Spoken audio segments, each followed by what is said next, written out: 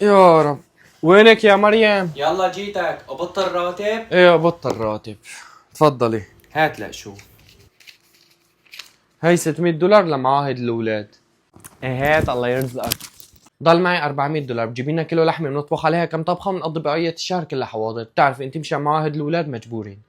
اول شيء $600 بدي اشتري فيه غساله مشان المعاهد ما بقى في داعي. اليوم شفنا لك منصه على اليوتيوب منظومه اسمها دليل بدرسوها المنهاج السوري تقول كاني معهد. اساتذه كلها فهمانين وشي نظم. ابنه ما فهم الوظيفه كتب لهم على الواتساب ساعدوه في حلها. هيك هاي المنصه مجانيه بدون ما تدفعي ولا ليره. لك ايه كله مجاني بس بدك تشترك بقناتهم اليوتيوب.